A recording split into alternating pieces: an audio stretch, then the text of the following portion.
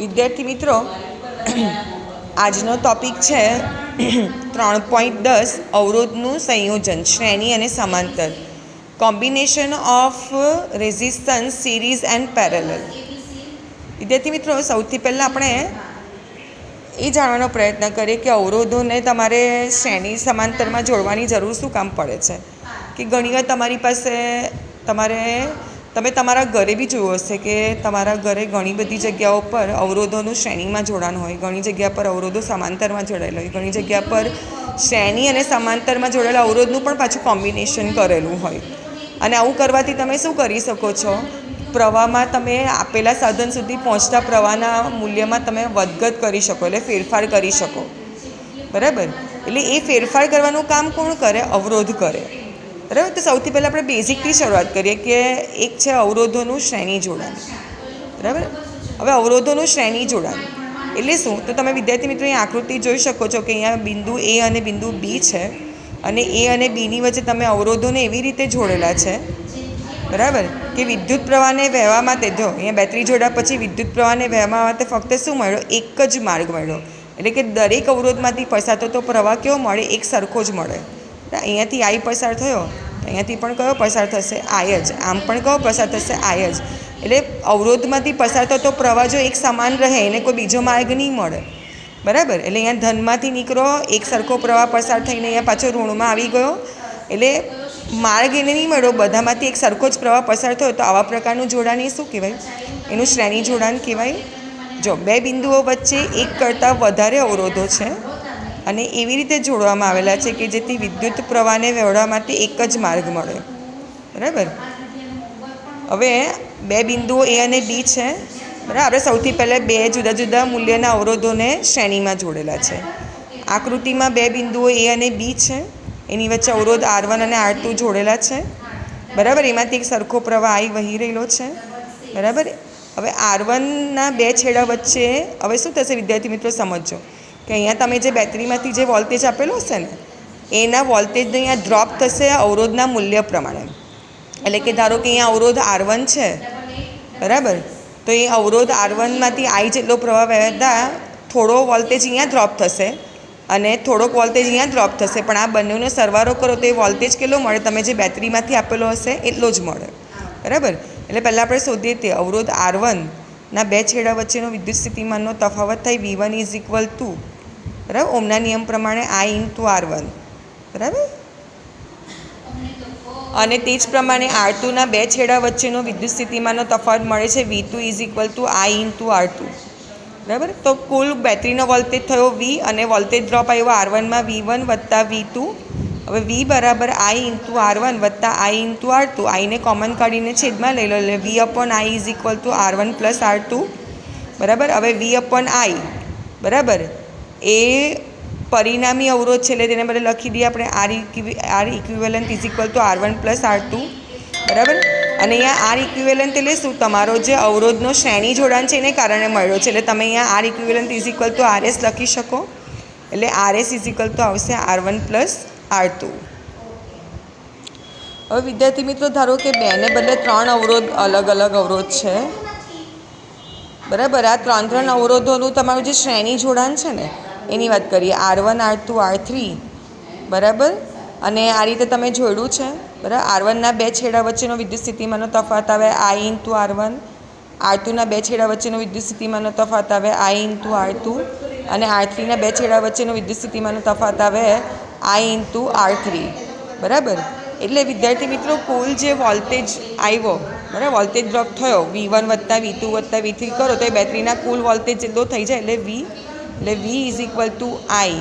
તો R1 + R2 + R3 આને અહીંયા લઈ આવો છેદમાં, એટલે શું થશે? V/I = R ઇક્વિવેલન્ટ, શ્રેણી જોડાણને કારણે મળ્યો છે, એટલે સિરીઝમાં જોડાણ છે, એટલે RS = થઈ જશે R1 + R2 + R3. આમ ધારો કે n જુદા જુદા મૂલ્યના 3 n જેટલા અસમાન મૂલ્યના અવરોધોનું તમે શ્રેણીમાં જોડાણ કર્યું હતું તો તમારું સમતુલ્ય અવરોધ બનતે દરેક અવરોધનું તમે સરવાળો કરતા હતા, એટલે R1 + R2 / Rn. બરાબર? આમ શ્રેણી જોડાણમાં સમતુલ્ય તમે અવરોધ, શ્રેણી જોડાણમાં આ લાઈન બરાબર વિદ્યાર્થી મિત્રો યાદ રાખજો કે શ્રેણી જોડાણમાં સમતુલ્ય અવરોધનું મૂલ્ય તમે જોડાણમાં જેટલા પણ અવરોધો લીધેલા છે એમાં જેનું મૂલ્ય સૌથી વધુ હોય એના કરતાં પણ આરએસનું મૂલ્ય તમને વધારે મળે છે, બરાબર. હવે ધારો કે તમે એન જેટલા સમાન અવરોધો લીધેલા છે, બરાબર, સમાન મૂલ્યના એન અવરોધો લીધેલા છે અને તમે એનું શ્રેણીમાં જોડાણ કરેલું છે, તો ત્યારે પણ તમારું શું થશે, RS is equal to R1 plus R2 plus R3, પણ એ બધા આર જ છે એટલે તમે શું કરશો, R plus R up to N સુધી, એટલે એન ઇન્ટુ આર થાય.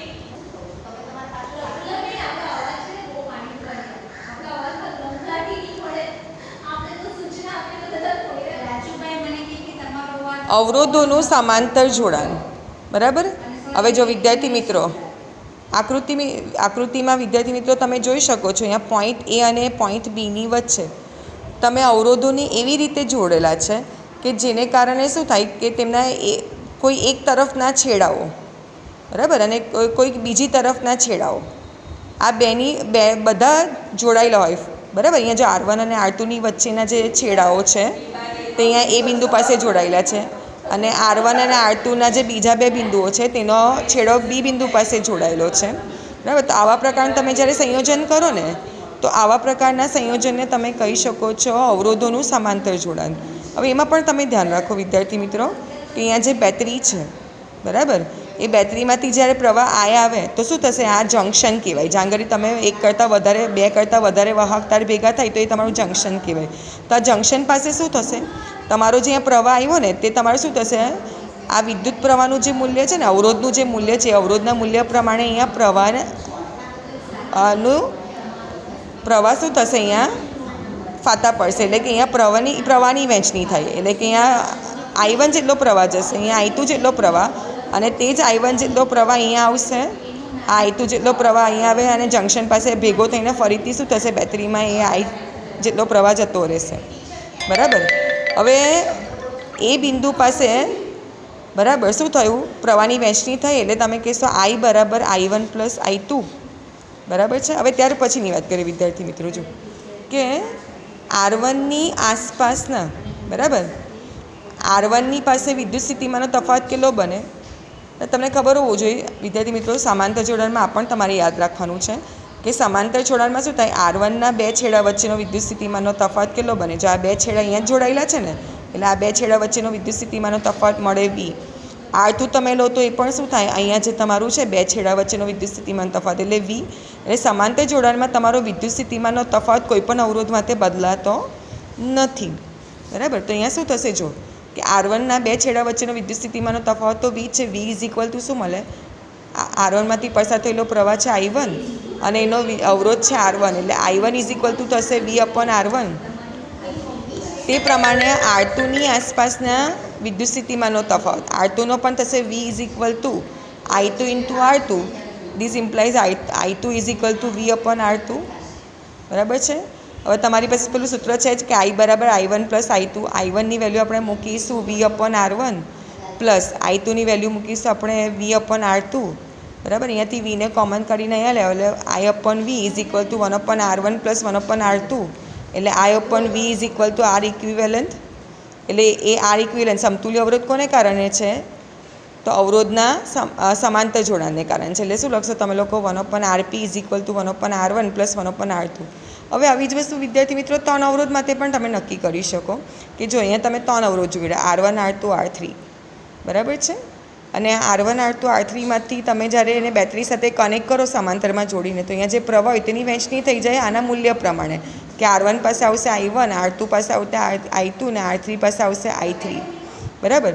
તો આના બે છેડા વચ્ચેનો વિદ્યુત સ્થિતિમાન તફાવત V બરાબર I1 ઇન્ટુ R1 થાય, આના માટે V બરાબર I2 ઇન્ટુ R2 થાય, અને આના માટે V બરાબર I3 ઇન્ટુ R3 થાય, બરાબર છે. હવે વિદ્યાર્થી મિત્રો ત્યાર પછીની વાત કરીએ, જે આપણું આવ્યું તે V is equal to I1 into R1, બરાબર. This implies I1 is equal to V upon R1. V is equal to I2 into R2. This implies I2 is equal to V upon R2. અને R3 બરાબર V upon R3 માટે તમે કરો તો V is equal to I3 into R3. This implies I3 is equal to V upon R3.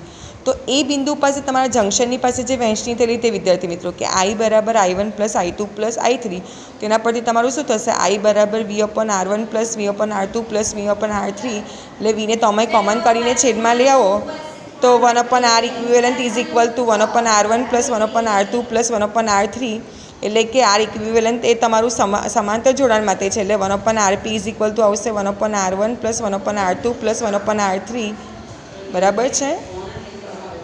તો હવે જો તમે આને n અવરોધો માટે કરો, બરાબર, તમારા એ 1 2 3 નહીં પણ તમારા n અવરોધો છે, તો n અવરોધો માટે તમારું સમાંતર જોડાણનું સમતુલ્ય મૂલ્ય કેટલું મળે 1/RP is equal to 1/R1 plus 1/R2 plus up to 1/Rn, બરાબર। હવે વિદ્યાર્થી મિત્રો ધ્યાન શું રાખશો તે કે જો તમારું સમાંતર જોડાણ હોય તો સમાંતર જોડાણમાં સમતુલ્ય અવરોધનું મૂલ્ય, આ લાઈન ઘણી બધી વાર તમને કામ આવશે MCQમાં, કે જો તમારા અવરોધોનું તમે સમાંતરમાં જોડાણ કરેલું હોય તો સમતુલ્ય અવરોધ હંમેશા તમે જેટલા બી અવરોધો જોડેલા છે એમાં જે અવરોધનું મૂલ્ય સૌથી નાનું હશે એના કરતાં પણ સમતુલ્ય અવરોધનું મૂલ્ય નાનું થઈ જશે, બરાબર। અને એવા તમે R અવરોધોને n જેટલા સમાન મૂલ્યના R અવરોધો જોડેલા છે, તો તમારું સૂત્ર શું બનશે 1/R equivalent is equal to 1/R plus 1/R plus 1/R, એવું કેટલી વાર n ટાઈમ્સ, એટલે શું થશે n/R થાય, એટલે કે R equivalent is equal to થશે R/n। તમે વ્યસ્ત કર્યો ને એટલા માટે વિદ્યાર્થી મિત્રો। હવે તમે અવરોધોના જટિલ પરિપથમાં તેનો સમતુલ્ય અવરોધ શોધો છો। વિદ્યાર્થી મિત્રો જો તમને આગળની બે થિયરી સમજ પડેલી હશે ને તો આમાં તમને ખ્યાલ આવી જ જશે, બરાબર છે। જો તમારું અહીંયા શું છે, કેવા પ્રકારનું કનેક્શન છે, A અને Bની વચ્ચે તમે અવરોધ R1ને જોડેલો છે, પછી અહીંયા B અને Cની વચ્ચે R2 અને R3ને તમે સમાંતરમાં જોડેલા છે। તો હંમેશા શું કરવાનું, સૌથી પહેલાં સમાંતરમાં જે જોડાણ હોય ને એને શોર્ટ આઉટ કરવાનો પહેલાં પ્રયત્ન કરવાનો, એટલે આપણે શું કરીશું અહીંયાથી શરૂઆત કરીશું જો કે R2 અને R3 સમાંતરમાં જોડેલા છે, તેનો સમતુલ્ય અવરોધ કેટલો થાય 1/R' ઇઝ ઇક્વલ ટુ થાય 1/R2 પ્લસ 1/R3, બરાબર। એટલે તમે જો સૂત્ર લખશો તો શું આવશે 1/R' ઇઝ ઇક્વલ ટુ હવે R1 plus R3 divided by R2 into R3, ને એનો વ્યસ્ત કરી નાખો એટલે R' ઇઝ ઇક્વલ ટુ આવશે R2 R3 upon R1 plus R3, બરાબર છે। હવે આને બદલે તમારો સમતુલ્ય અવરોધ કેટલો થઈ ગયો, હવે R' થઈ ગયો, એટલે તમે અહીંયા શું કર્યું, આ A અને Bની વચ્ચે તો તમારો અવરોધ છે તે R1 ખરો જ, અને B અને Cની વચ્ચે આનો સમતુલ્ય અવરોધ આવી ગયો તમારો R'। હવે A અને C પોઈન્ટની વચ્ચે શું થઈ ગયું, A અને C પોઈન્ટની વચ્ચે તમારો R1 અને R' એ શ્રેણીમાં જોડાઈ ગયો, બરાબર। અને એ શ્રેણી જોડાણમાં હોવાને કારણે તમારો અવરોધ R ઇઝ ઇક્વલ ટુ શું થઈ જશે R1 પ્લસ R' થઈ જશે, બરાબર છે, ઓકે। એટલે R1 પ્લસ હવે R' ને બદલે તમે શું મૂકશો R2 R3 upon R1 plus R3, okay. હવે શું થશે તે જુઓ કે તમારે A અને C વચ્ચેનો તમને વોલ્ટેજ ખબર છે V વોલ્ટ, હવે બરાબર સમજો છો કે તમે આ A અને Cની વચ્ચેની વાત કરો છો કે તમે અહીંયા શું કરેલ છે, ધારો કે તમે V વોલ્ટની અહીંયા બેટરી જોડેલી છે, બરાબર છે, અહીંયા તમે V વોલ્ટેજ જોડેલો છે, બરાબર।